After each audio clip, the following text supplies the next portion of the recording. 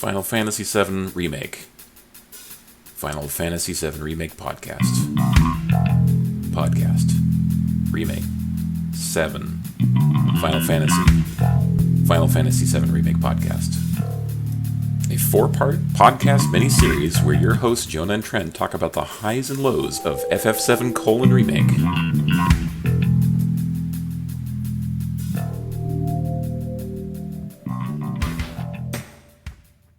Yeah, that's good. Yeah, okay, so yeah, that's a good some stuff on the early part. We can just forget about the part where they go through the corkscrew tunnels and they get through the sun lamp thing. The sun lamp thing is just like completely non-story related. No, it's again, yeah, they take one segment and they stretch it out completely. They make these arbitrary hallways for you to traverse to pad out the runtime. Yeah, for sure. It's if anything, it's mechanical foreshadowing of Chapter 17. It's foreshadowing a lot of things. Yeah, for sure. Yeah, which we will get into as they come up. Yeah. Okay, so let's talk a little bit about the change on how the bombings actually happen, because like when you get to Mako Reactor 5, right? It's like indicated that Shinra's actually blowing up their own city. Yes, they are blowing up their own city, pinning it on Avalanche. They're the best scapegoats we got. And not only are they pinning on Avalanche, they are in part pinning it on Wutai. Right, yeah, because they want to go back to war. They want to end the ceasefire. Yes. Which is interesting, but like, did that sabotage of their own stuff happen in the original game? Like, I'm actually just lost for memory here. Was this completely new? Maybe, because the fact of the matter is that they did willingly drop a plate on the slums. Right, yeah, that's for sure. They did do that, and it kind of guess it foreshadows that, right? That it helps support that as instead of just being like a crazy thing they decided to do. Whether or not I don't think they sabotaged the Mako reactors. I don't think they did that. Well, so they did a thing where they messed with the bomb on the reactor and set it up so that it would actually be much more devastating than Reactor 1. Yes. In the remake, I'm talking. In the original, I'm not sure if they did. Yeah, okay, you're not sure you did. Yeah, and I don't think they did either. I'm not sure, and I don't think they did. Right. Right. I'm going off of like a 15+ year memory gap. Oh my gosh. So it's been a long time since I played the original. But as far as I understood, Shinra did not sabotage their own reactors. Yeah. And this kind of ties into their plans for the ancients, and they just want to abandon the city at this stage. Yeah, which seems like a lot more reckless of a plot than in the original, where they drop a plate on a bunch of people, but like they don't destroy their own reactors, right? Right, they don't destroy their own reactors. And as far as was Neo Midgar a thing in the original? I think I remember them mentioning it like late into the game that they're talking about actually literally moving to the Promised Land, right? And that they the Promised Land. But I mean, they seem so gung ho and reckless with their approach to like the city and its infrastructure, because they have this mindset that Promised Land 100% a thing, and all the money, resources, and time we put in the city, who gives a shit? It's not Neo. Yeah, right. Yeah, for sure. We're moving on to bigger, better place, the place of infinite materia. Yeah, infinite energy. It's going to be the greatest materia. We're going to have the best materia, the best summons. Make Midgar great again. Right? Yeah. Oh my god. Yeah. It makes the Shinra Corporation feel way more clumsy and haphazard. Okay. Here's a real important question, right? Right. If our little Avalanche splinter group, right, not Avalanche HQ, the big group, but Avalanche, if they'd done nothing, would the events of that game still happen? Because I think the Shinra would be happy blowing up their own shit. The current Shinra in the remake, yes, they have no qualms whatsoever. Right? Yeah, like it adds in this almost. It's not. I hate saying plot hole, but like because really plot holes don't really exist in games or movies. They're just sections in which your suspension of disbelief was not held high enough for you to not notice the issue, right? Right. Right, just like in how like the Dark Knight Returns, that they go through a tunnel section and it's day and then suddenly it's night within like 10 seconds of them driving to that tunnel, right? It's like it's something you just never notice, or like that Gandalf wears a watch in one scene of Lord of the Rings, right? Oh, for sure. Yeah, so not a plot hole, but like it just makes it feel like that, like, okay, if Cloud, Tifa, and Barrett had decided to just sit on their ass for the entire game, right? I feel like that, sure, that the Whispers would probably like, hey, everybody, why don't you just go do a couple things, right? But like, ultimately, they probably could have just collected evidence or something. You know, it's weird. So I don't know. I what they probably should have done, and maybe they'll do it in other games, but at this point, with the narrative as it is, and how they should have like maybe given reason for why Shinra was so desperate to get to this new city, to the point of abandoning and destroying the one it has right now. Oh yeah, you know, like for instance, if they were aware that of their own damage they were doing to the planet with the reactors. I think they were, but it didn't like the internal leadership and everything. There didn't seem to be any concern or worries. It's almost as if the Promised Land was a confirmed thing, and that it's all about the building this new city, and nothing about like, oh, the reactors are failing. There's been a noted like decrease in efficiency with this reactor. It blowing up is a boon to us. Now we don't have to reveal that there's energy concerns, or that that we're sucking the planet dry. Yeah, or that suddenly all of this Mako is just going to disappear at some point. That it's actually like we're going to hit peak Mako, right? Right. Yeah. Like at this point in time, like these all these reactors are going to die, and we're going to just be completely out of energy, and this whole city is going to be useless. Right, yeah, for sure. Or even worse, right? Like they suck up all the Mako, and then it's killing off all the plants around Midgar, which is something they never really quite talk about, but it's evident, right? They don't touch upon it. They show like the desert and everything, but they don't really give it any context as far as like, oh yeah, there's this desert around here. Like maybe like show like some slow destruction of the plant life. Like they said, like flowers are a rarity. Okay.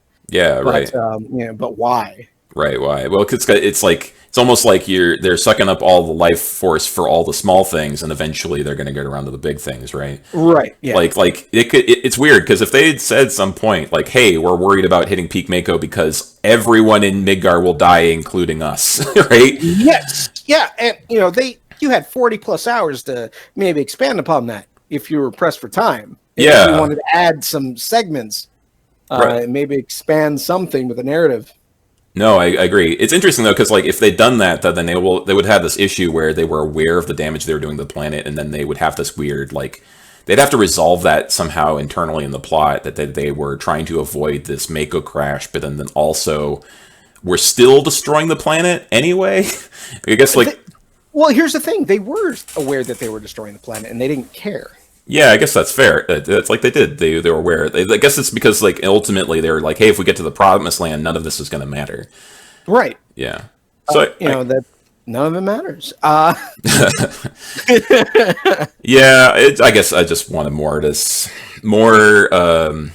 I don't know, of an excuse from the game to like say take this whole section of issue and then make it like a non-issue by saying, okay, we're aware and this is the reason why. Give Shinra more motivation. Agreed. If anyone wasn't really developed characterization wise, it was the Shinra board. They are as cartoonishly evil as they've always been. Yeah, which is actually a great transition. Like it's interesting considering that how little the board gets talked about in the original game. Like because like, most of the stuff involving the board members actually happens outside of Midgard, right? Like because like Scarlet is basically not in Midgard. She shows up for a couple scenes, but she's basically responsible for a whole section of the original game. And then Palmer is responsible for a section of the game. He's like all that stuff going into space in the original game is like. Yeah, that's Palmer. So they can kind of like it's almost like they show you these people in the HQ so that they can reference them later for different parts of why we're still doing all this, and you still have Antagonist just being reined in, air supported in, like Infinite Turks. Right. Yeah. Turks. Yeah, so like, it would have been nice. It's neat that they showed off, like, say for instance, like what Scarlet got two scenes that weren't in the, like the one where the broadcast, and then also the part where she's doing some weird experiment that I guess goes horribly wrong, and then that floor of the Shinra building is gone. Oh yeah, it's horribly gone, and she just washes her hands of it. I'm out. It's like, all right, that's a Tuesday for me. Time for an early lunch. Yep. Yeah. All right, I need my stool to come with me, though. Yeah, that was cute. Yeah, I appreciated that in the. So I appreciated the tour where Yes. you get to go see and actually understand anything about what's going on there. The Shinra Museum was my favorite segment in the Shinra Gauntlet. Yes, no, I completely agree. Like, it's great. Like, especially my favorite part of the tour isn't, well, okay, it's actually the Cosmo theater, right? Right. Which is just, it's just got a really great cutscene for no reason, but like, well, not no reason, but it's just, that's great, right? But also, but before that, there's a little thing where they force you to watch this little screen where they show you each member of the board and then tell you what their job is by showing you a thing that they do. Right. And then Palmer's is like, scene not found. Because Palmer's in some shit right now, and we don't acknowledge that he has a job. Well, that and like his entire department has pretty much been abandoned at this point because like what is it space exploration, aerodynamics. It's like who gives a shit. Right? Yeah, we were gonna do that when we didn't know about the Promised Land, but now we know about the Promised Land. Space, whatever. Yeah, it's been completely put on the back burner. You're right. Yeah. Oh my gosh. Oh, I completely forgot about Sid when I was mentioning all those characters that don't show up in this game. Sid is one of them. Yes. Sid and the two optional characters were not mentioned or given any amount of screen time. Yeah, which, let's just talk about Kate Sith for a second. Yes, Kate Sith appears in, like, I want to say one scene? One scene during the destruction of the plate, before the plate gets destroyed. He shows up, he looks at the thing, and then disappears. He's gone in the game. It was like, like the plate falls, fuck, I'm too late. Punches ground. Yeah, I'm out. Peace. Right? Yeah. Nothing can be done. Nothing can be done. Oh no, and so like the whole point, right, is I guess to foreshadow Kate Sith exists, I guess, because he's gonna appear in the gold saucer section, which is actually it's gonna be pretty early on in the next game, right? But like we don't need the things that remain true from the core game, the original to this, is that we don't know that Reeve is actually Kate Sith until late in the game, and that the remake doesn't address that at all. No. Well, it doesn't address it directly, no, but it does make Reeve the only genuinely good person. In the yeah. As far as the senior officers and of Shinra is concerned, right? It's like he's the only one on the board who gives a shit, right? And weirdly, I mean, he's just, maybe that's just because he's too good at his job, because as far as I know, his job is giving a shit about random people, because that's like in the little screen there, he's got like a little heart for his logo. Like, right. Well, yeah, he's like responsible for the infrastructure of Midgar. Yeah, right. Yeah, he's like the one actually running everything. Right. And he's the one who has to do all the work after Shinra just drops the plate. You're right. Yeah, they're like, I gotta stay up all night again. We got to get this plan to the president so he can ignore it in a matter of seconds. Right, yeah. Oh my gosh. I would totally, if I were Reeve, and if that was like the 17th time that happened, I'd just be like, yeah, whatever. I'm just going to make a big PDF and put a bunch of lorem ipsum in it. No one's going to read it. Yep. Yeah. So, like, it didn't hit me until a couple days ago, but I'm really bothered by the fact that they showed Kate Sith in the game at all. Like, it served no point. It served no purpose. Yeah, it serves no purpose. It doesn't advance anything. There's no reason. And then why? And also because Kate Sith is in the game, it kind of adds this question of why isn't any other character in the game? Yes. Well, that was just. I want to say that inclusion was just an Easter egg, because the fact of the matter, like, anyone else who had not played the original wouldn't have no context. Like, what the f*** is Cat? Yeah, right. Like, yeah.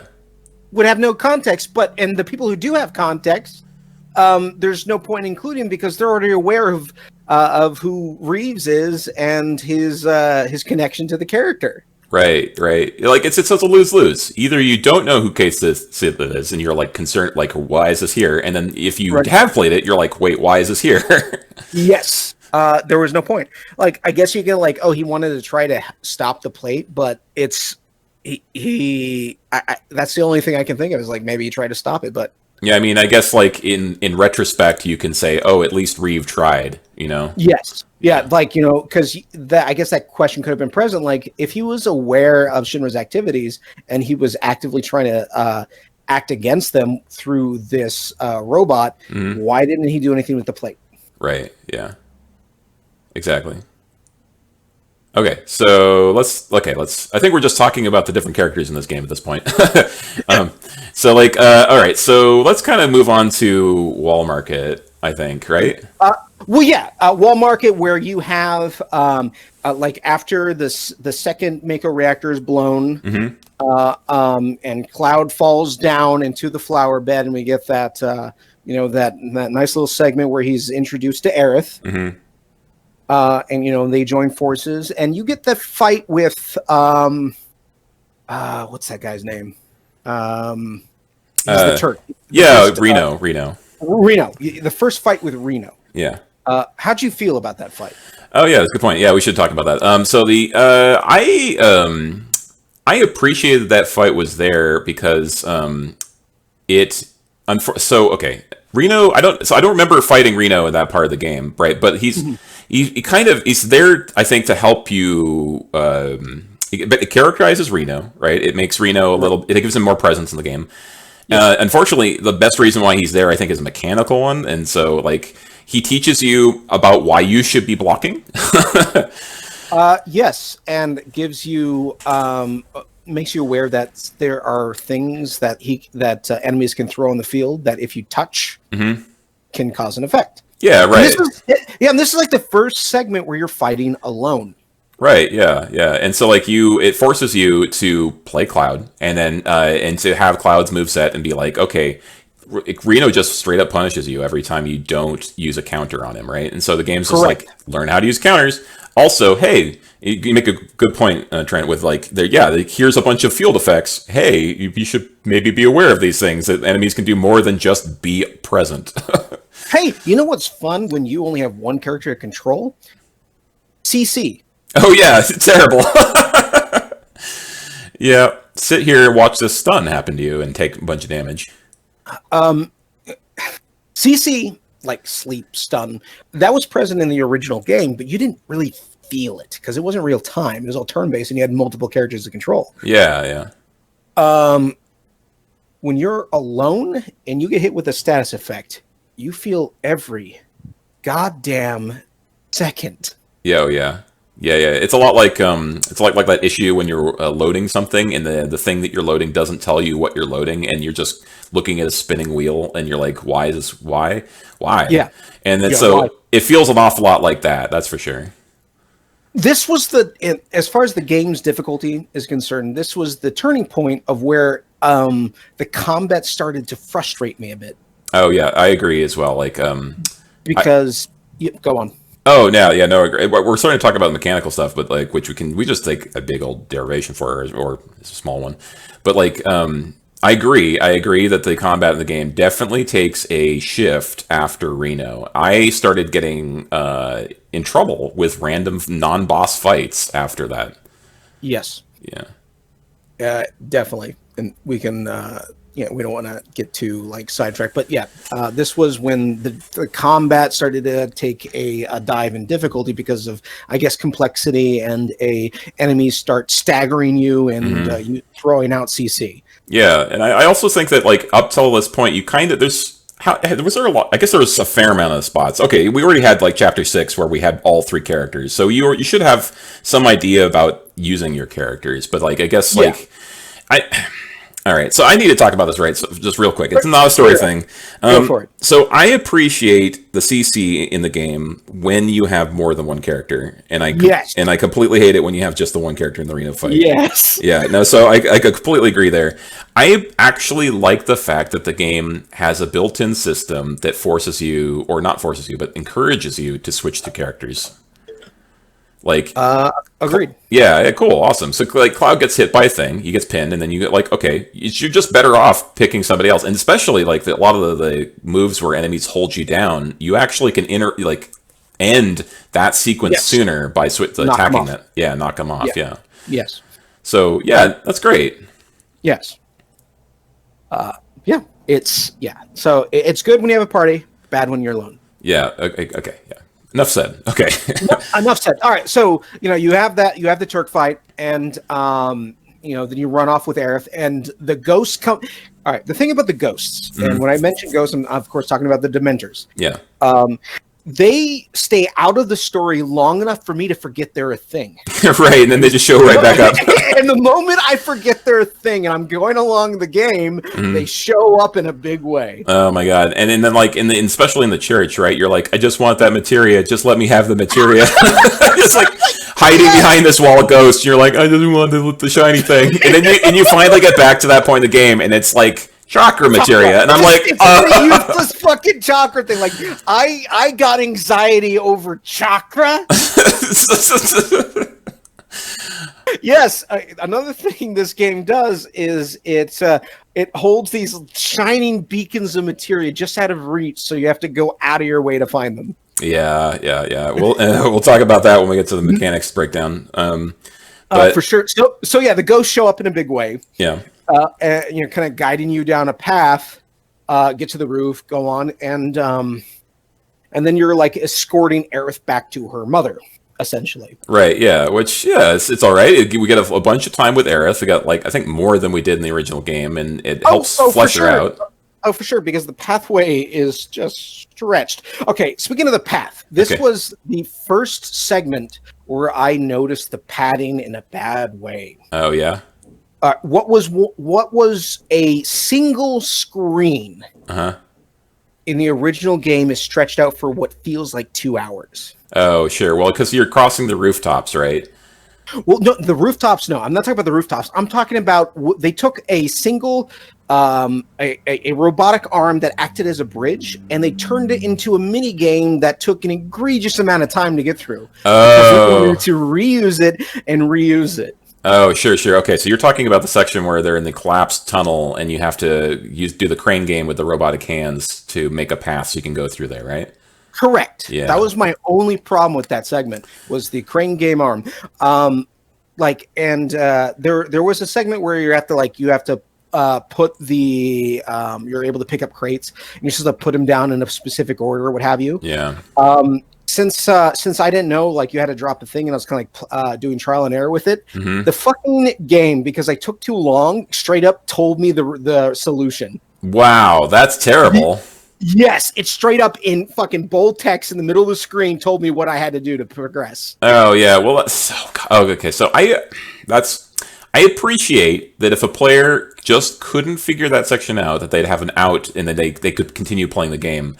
But it would be nice maybe if they'd prompted you, like saying, "Hey, would you like some help?" Or like Aerith could yell out, like, "Hey, I think I figured it out. You want me to tell you?" Yes. Unprompted, it gave me the solution, and when it gave me the solution, because I had I was pretty neutral about the puzzle. Yeah, like I was going, God, it's like, oh, I'm tired of these arms. All right, so if I move this here, and then it gives me the solution. I put the controller down, and I was not happy. I was very annoyed. Oh yeah, with that. It's like, what was the point of this segment then? Right. Yeah. Well, it's God, because it's like it's one of the mini games, right? They filled in a lot more mini games, and they felt like, okay, well, we need another mini game. Mm-hmm. Yeah. No, that segment really bothered me too, especially the last part where you get two hands, because that's the segment where it gave me the solution. Okay. Yeah, for sure. Oh man.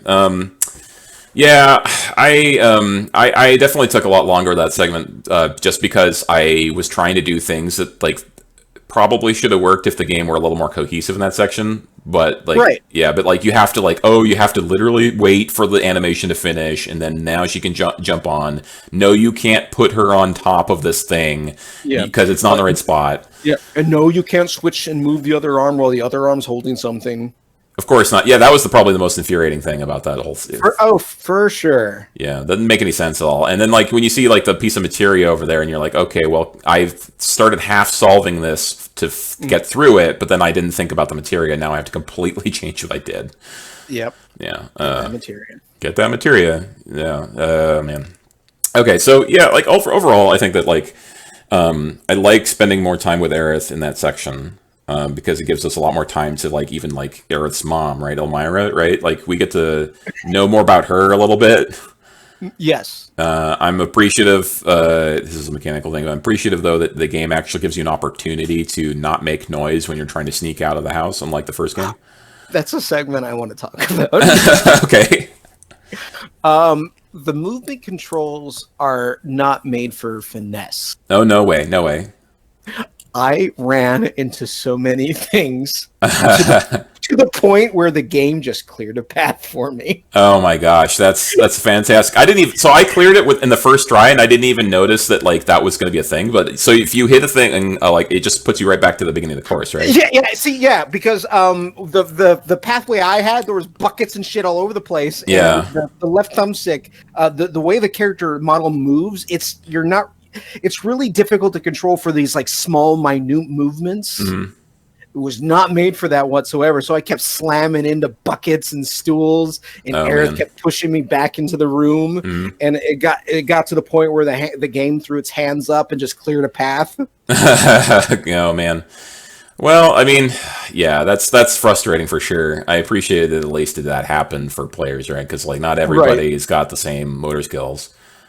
For sure. Yeah. Oh my gosh. So how I got through that segment was to twitch the left stick, just tap it repeatedly, and Cloud doesn't even finish his moving animation. He just kind of jerks and then is slightly forward. So he's kind of like T-posing through the entire section. And like, as far as I know, like nothing changes if you're able to do that in one go or what have you. I think you get a reward for doing it on the first try without messing it up. Oh, do you? Yeah, you get like a minor reward, I think. And it comes out a little bit later. I can't even remember what you got, so it must have been important. Fair enough. Yeah, this actually reminds me because you bring up a great point about the objects in the game. Like, this is actually a story-based thing. It's just that when you're running around the environments, right, the environments are full of clutter now, right? For sure, yeah. And you just, I'm like remembering... in the Shinra segment where you have like Tifa and Barrett, and like they're Tifa and Barrett behind me, and I'm like running around the cafeteria. Yeah, I see Barrett just lumber through these cafeterias. I saw a chair fly through the air in front of me after Barrett had knocked it, and I'm like, "Good sneaking around, guys." Ocean's 3. Oh my gosh! Yeah, and this happens throughout the entire game. Like, and it's for sure. And I understand why all these things are here, right? The objects in the environment add more character. They make the space more lived in, right? However, they're positioned in these ways, like because you can't move through your own party members, right? They do this little side wiggle thing when you ever bump into them, right? But then like you're constantly running around the environment, and then like, oh, here's a little side air room with a chest in it at the opposite end of the room, and then there's two like places, there's some chairs and some tables so that some non-existent hypothetical Shinra workers can eat lunch in this, side room of this tunnel way, right? Right. But then you walk through that room, and then all these chairs just start flinging around like you're in a hurricane, and I'm like, it takes you out of the game every single time. For sure. But like, if they were static objects, they take you out of the game too, because it's like, well, why can't I walk through this area? Right. Yeah. It's like, go ahead. I don't think there's any winning with that. Oh, for sure. I guess it's just weird, right? Like, they can't. Yeah. It's like they had to choose one or the other, and they decided to choose neither. It's frustrating. Yeah. Okay. So, that's a thing. So, okay. The part where you get to Sector 5 slums, right? Like where you're doing all these side quests for these kids is just forgettable. Yeah. It is pretty forgettable. That whole segment was pretty forgettable because all you do there really are just the side quests. Yeah, and unlike the section from the Sector 7 slums where, like, okay, you're going off to this abandoned factory area where you can fight these drakes, and it's like it's actually its own area, and you wander in there, and you're wandering through it, and you're like, oh, yeah, this is completely perfunctory side quest stuff, and it feels like it. Right. But when you get to Sector 5, it's like, hey, how about you go through all of that area you just fought through? And you're you just went through. Yeah, because we don't really have any other new things you can go through except for this one tiny segment. Yeah, like I'm much more forgiving of a section of the game that feels tacked on and optional just so they can have some padding, and I'm much less forgiving of the backtracking, the forced backtracking where you're like, how about we just repeat this area we've already made? Yes. And like, just give me a big flat plane. It's cheaper in your production costs, and it won't make me go back through that spot without feeling like I have to. I don't know. For sure. And we are neglecting one character. Okay. Chadley. Oh yeah, Chadley. Yeah, right, for sure. Chadley is one of the I guess pieces that are tacked on for the remake, and he exists purely to give you side quests and to give you special materia. Yeah, like optional achievement things that you can do while you're doing other things, which is I think is great. I think it's a great way to pad out the game. Yes, it is. There was a particular mission of his that was really, really stupid. I know I mentioned it during my playthrough, and I was talking about like it was like one of the stagger things, which was like really hard to accomplish. Oh, is that the stagger 200% thing? No, the stagger 200% thing is really easy with Tifa. Yeah, it was like you had to. God, I don't remember. I'd have to look it up. But there was a segment that I had to grind it out when you were dealing with the lamps because you could respawn this enemy if you screwed up a minigame. Oh, okay. So yeah, like there was a thing where you had to stagger so many enemies, right, at some point. But yeah, something like that. And it's difficult to stagger some of the enemies because they died too quickly.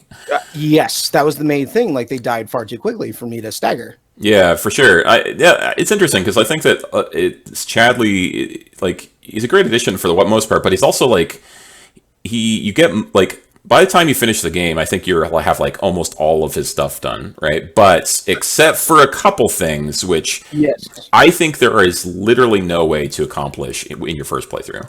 For sure. Yeah, like so for instance, like there's the one quest you have to do where you have to get all of the magic materia in the game mastered.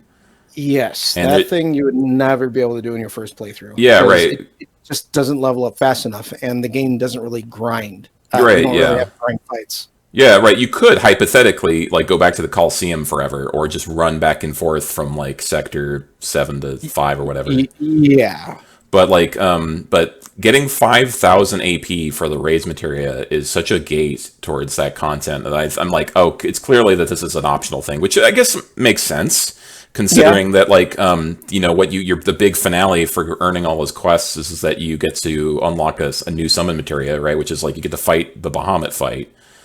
And the thing is, and you know, we'll touch upon this later, probably near the end, is like, part of me doesn't want to do the like replay it or do the extra content until I know whether or not anything carries over. Oh yeah. I explored some of that extra content, and then we can talk about that in a bit.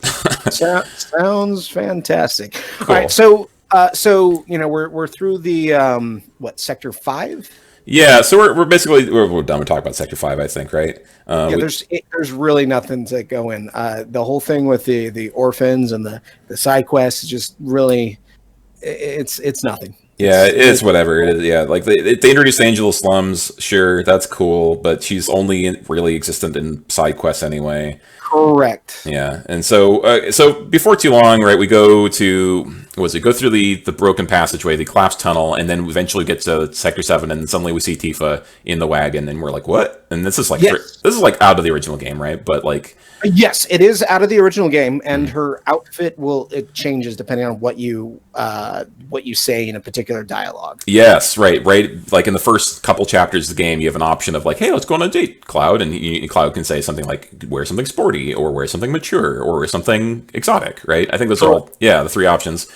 Yep. It's neat, I guess. I actually despise the fact that they had an achievement for the game where you have to earn all of those options.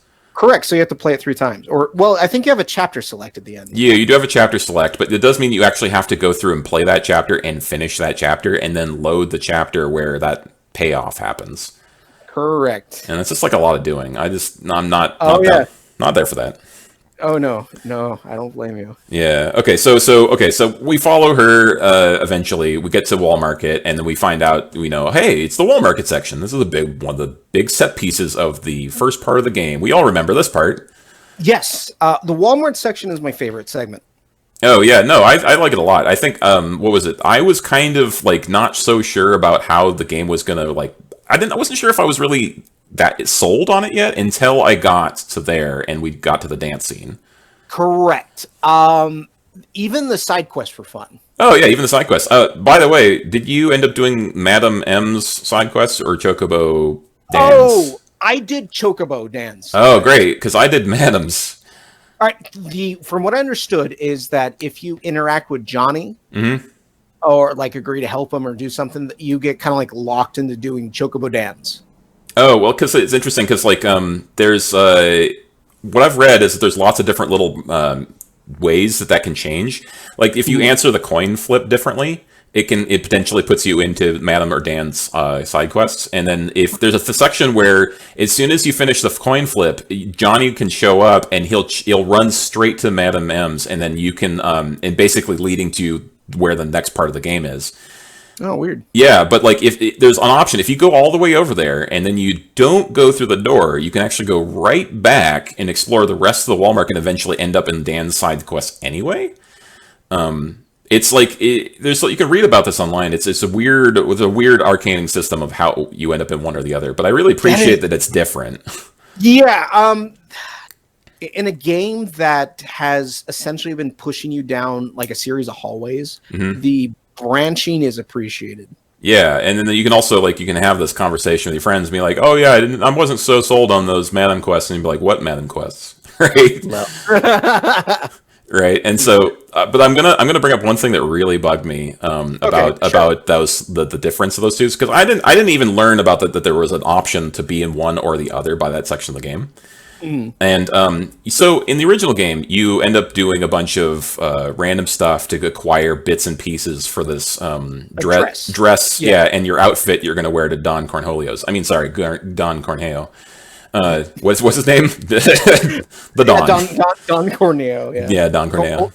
Cornholio's is a fine replacement. Yeah. So Don Corneo, the Cornetto is another one, right? So so you end up doing all these weird things. Like, okay, there's a guy in a bathroom and he's feeling sick, and you can go find some remedy medicine for him so that he can get over his stomach relief, and you get a thing that helps you get more points for your final calculation of whether or not the Don picks you in the original game, right?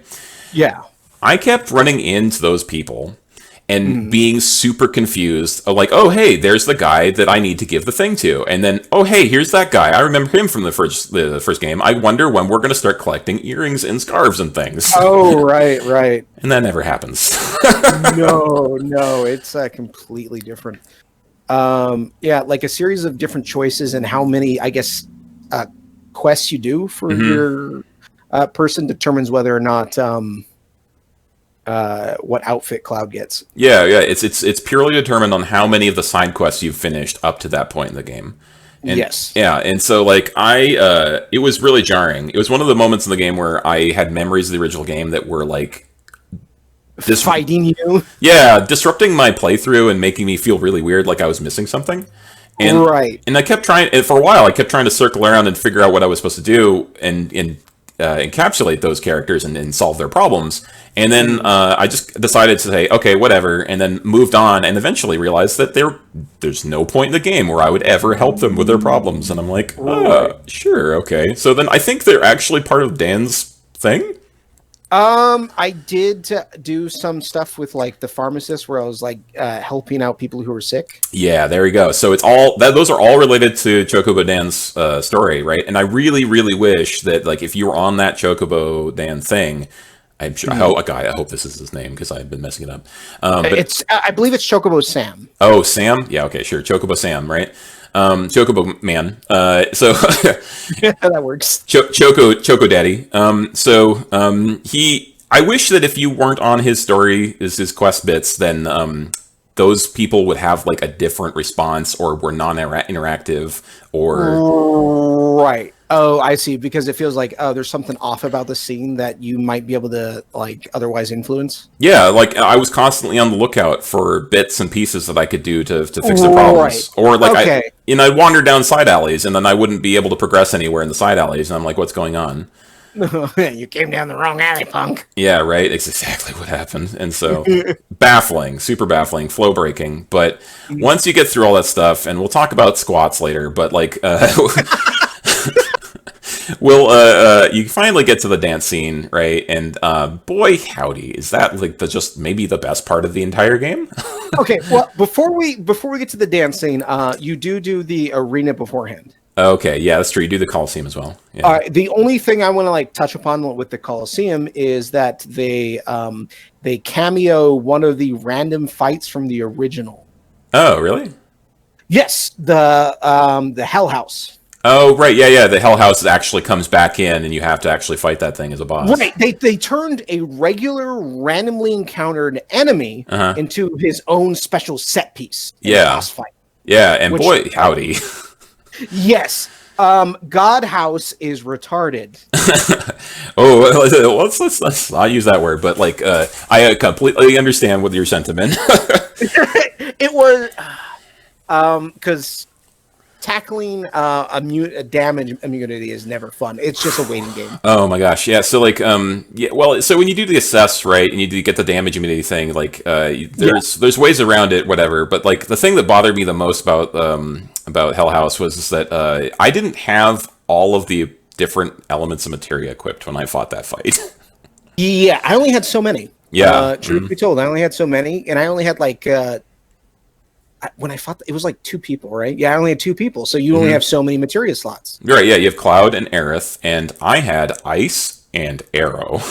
I had the wind one and the cold one, right? Yeah, for sure. I think I only had like two of the elements. Yeah, because the game, because we can talk more about the mechanic system for how materia works, sure, but like, for sure. But yeah, by that point in the game, you've get like 10 pieces of materia, and boy howdy, you're gonna have healing on both of those characters. Yeah. Yeah, because the items don't do in that game. Items are terrible. The only item that matters is Phoenix Down and Mega Potion. Yes, I completely agree. And also, I just realized that I am kicking myself because I had an elixir by the end of the game, and I forgot about it. I ended up using like elixir a bunch. Oh, nice. Well, good for you. I know how like just for as far as like those kind of games go for like how you kind of like psychologically you've kind of hoard items because you never know when you might need it later. Oh yeah, for sure. Breath of the Wild was actually the first game to get me out of that mindset. Oh, for sure. Yeah, but like, which is like a great contrast between like a game that wants you to constantly view everything you have as ephemeral and temporary, and then it's still true in Final Fantasy VII and the remake, but you're still going to hoard those things, I guess. Although, except I started using potions after fights, just like drinking them. Yeah, we'll get into that when we get to the mechanical bits. Thanks. I have Good a point. lot to say about items and money. Yeah, for sure. Yeah. So, okay. All right. So, the dance. Okay, we do the Coliseum. That's cool. We have the Coliseum. Yeah, Coliseum. Where this is all the build up to get Aerith into the audition, and and then like she's able to get accepted, but Cloud doesn't want her to go in alone because the doorman, another new character, Leslie, is like dropping like, are you sure you want to do this? Yeah, right. Yeah, like I've seen some shit. Yeah. Yeah. Now Cloud needs to get a dress. And in order to do that, he meets up with what's his name? Andrea, right?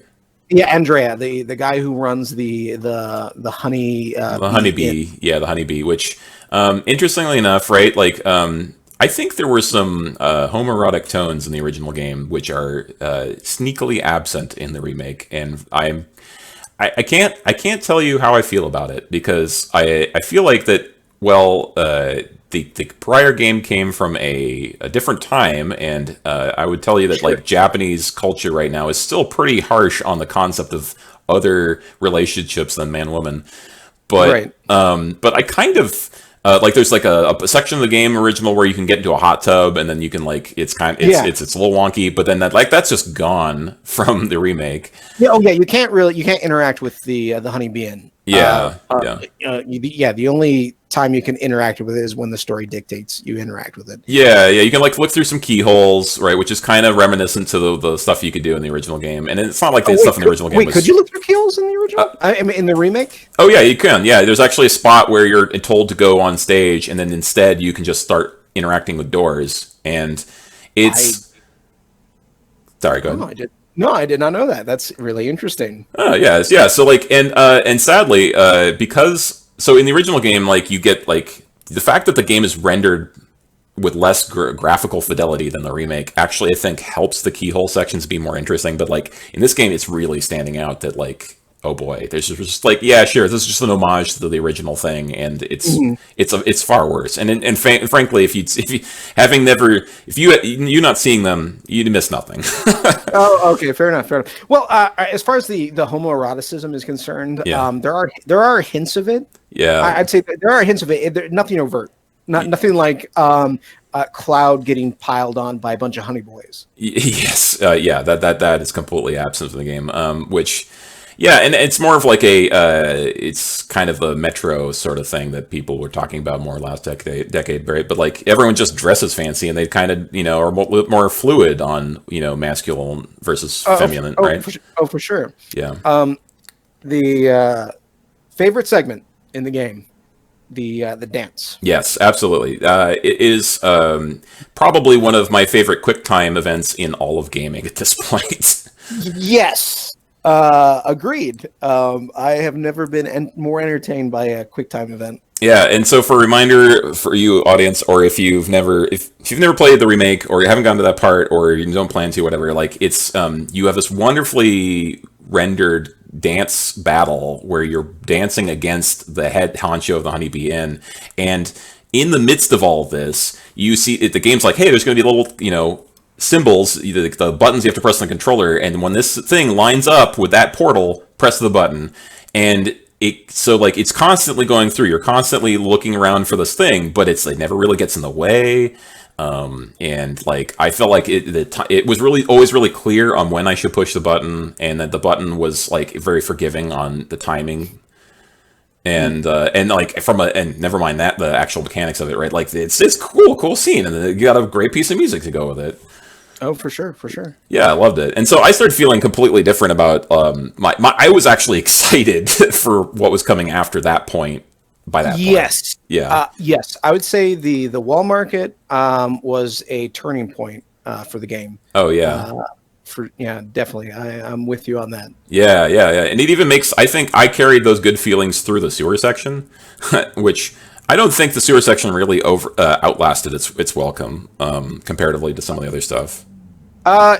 Comparatively, no. Did it overstay its welcome? When you take a magnifying glass to it, yes. I suppose so. I mean, well, the fact that you have to come back there, and that section is a lot longer.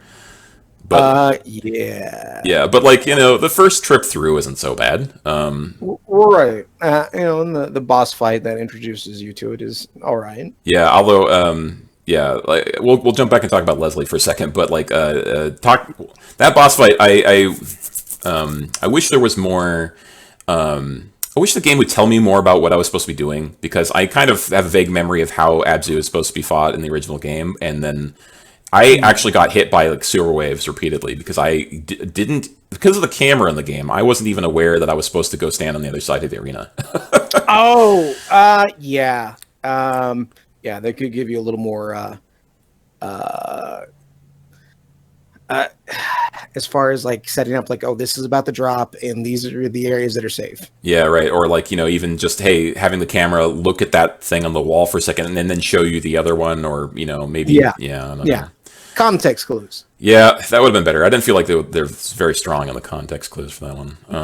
For sure. Yeah. But okay, so going back to Leslie for a second here, like, I think Leslie's a great addition to the game. Yes. He doesn't get a whole lot of screen time. Nope. And after that mansion segment, he only comes back during the last chunk of side quests. Mm-hmm, right. And like he does enough. I think he's like it's nice to have a sympathetic character who's not really on your side but wants to be or something, or is looking out for you because you don't really understand what you're getting into. Right, because he does. Yeah, and like he does, and it gives more emphasis to the Don being a complete creepo, right, and having done some really monstrous things.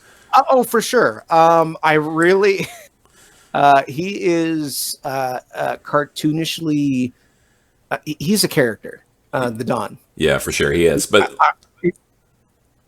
not to like downplay like how much of a monster he is, but just his sheer behavior was really entertaining. Speaking of the Don, did he pick Cloud for you? Oh yeah, he did actually.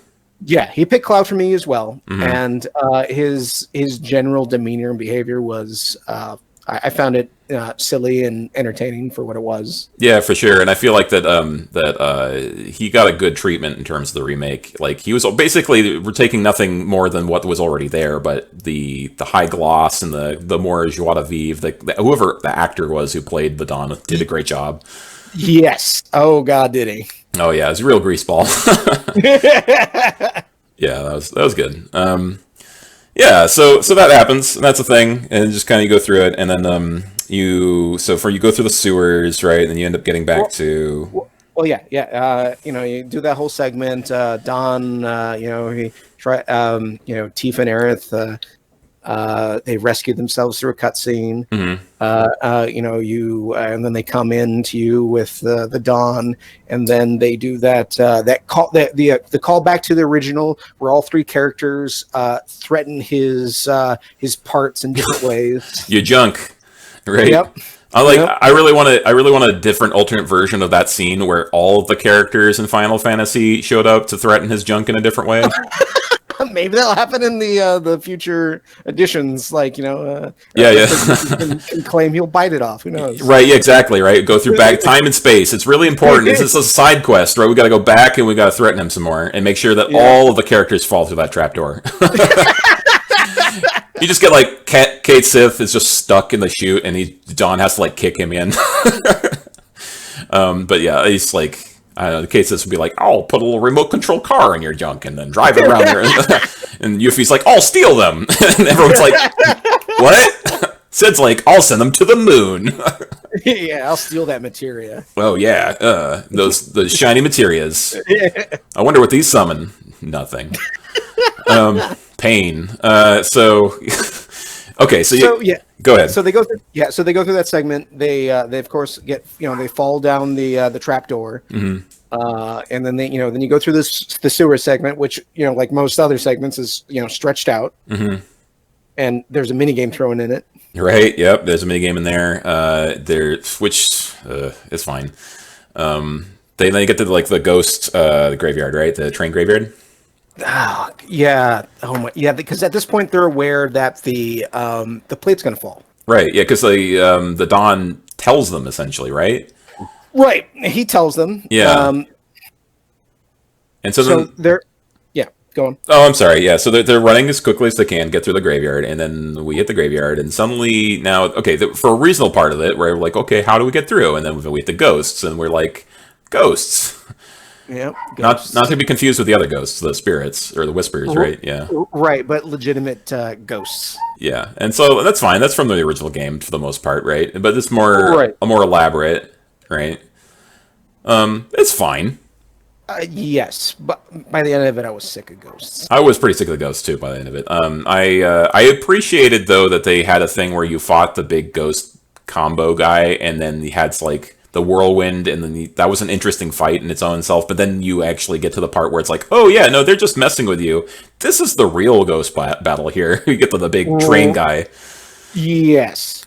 Like the one ghost on the chariot. Yeah, for sure. And Yeah. and I What was? Go on. Oh yeah, no, I'm sorry. I'll try not to interrupt you too much more. Yeah, no, it's fine.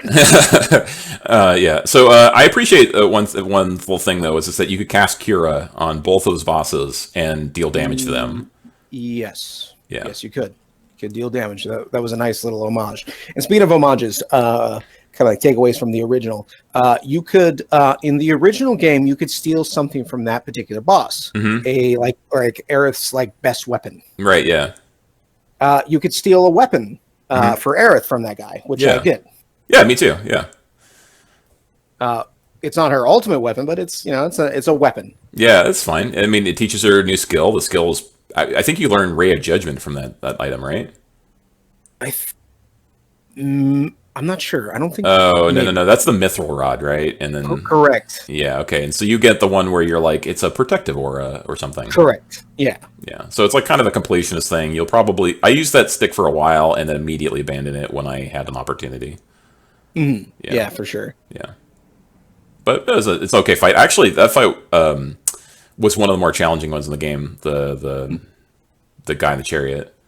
Yeah. Yeah, and it's fine. It's fine fight. Although I'm in terms of the story, like I'm bothered by the fact that everybody just forgets suddenly what's going on when we're going to have an interlude where we're talking about like, oh, the ghost children, oh, their souls are doing things.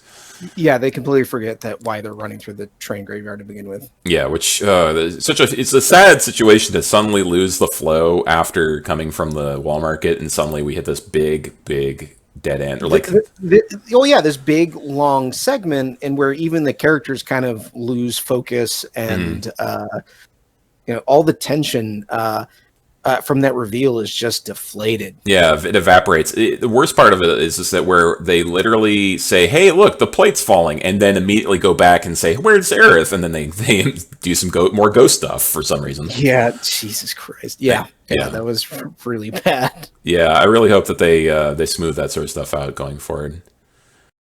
So ends part 2 of our 4-part podcast of the Final Fantasy VII Remake. If you wish to continue, please insert part 3 now.